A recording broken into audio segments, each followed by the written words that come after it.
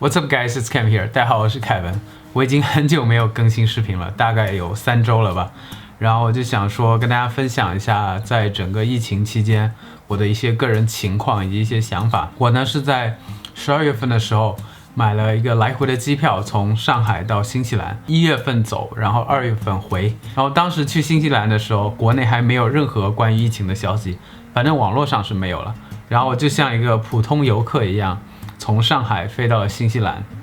结果我在新西兰待了几天之后，突然就是网上爆出很多关于疫情的消息，然后国内的疫情也慢慢变得严重起来。然后当时的心情就是很复杂，就是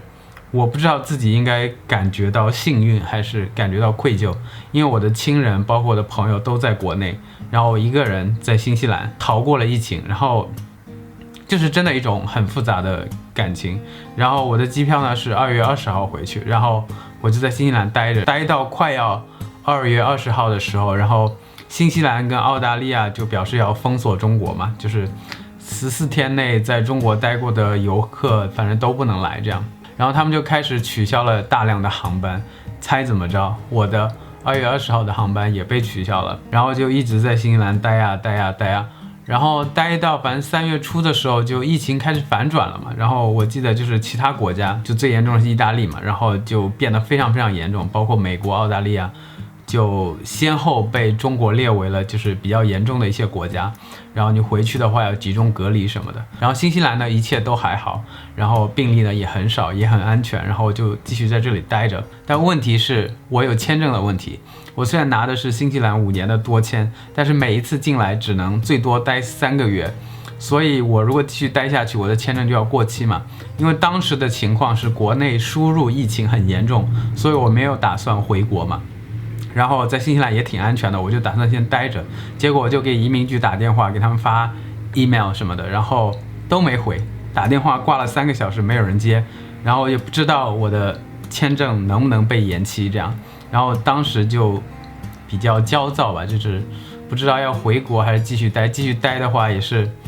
可能要滞留了嘛，就等于是违法滞留。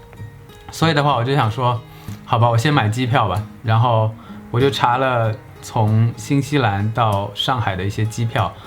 当时我查的时候还很便宜，我就买了一张4月15号回上海的直飞的机票，只要4000块钱左右，所以很便宜啊，直飞又安全，然后只要4000多块钱，那非常好，对不对？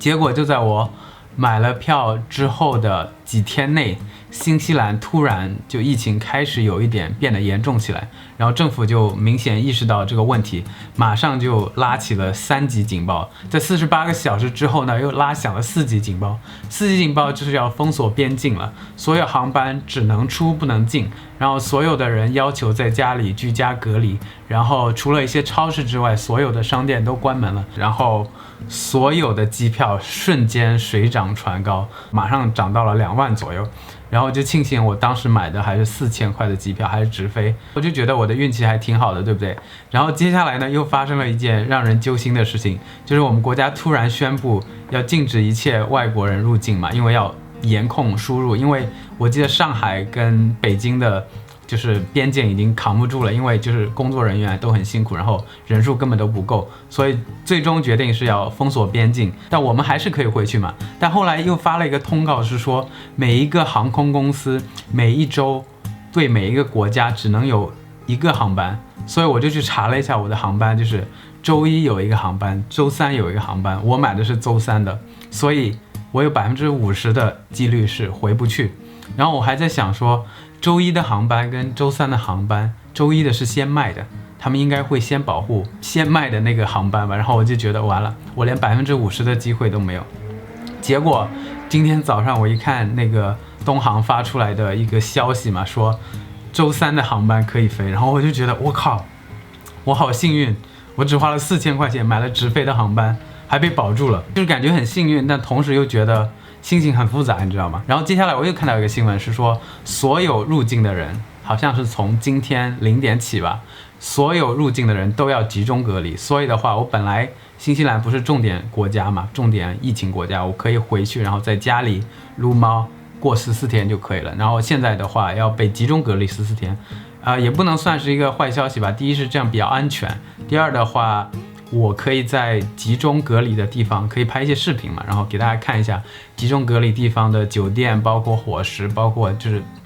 一些设施啊什么都怎么样这样，然后希望大家到时候也可以一起来看这样。所以整个疫情的期间，我的感觉是航班被取消的几率很高，所以真的有一种我命由天不由我的感觉，就是真的有一种感觉，然后你完全没有办法控制，每一天的情况都在变。我相信在国外的游客，或者说留学生，或者说在国外工作的人都有这种心情嘛，就是你不知道该不该回国，那你回国了要怎么办？你待在这里要怎么办？就是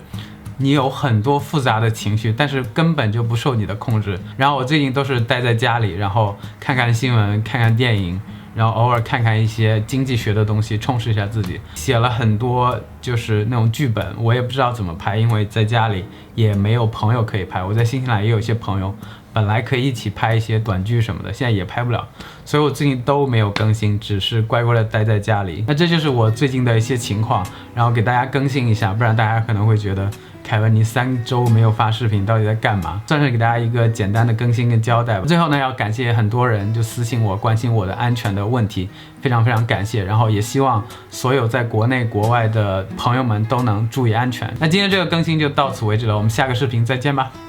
，peace。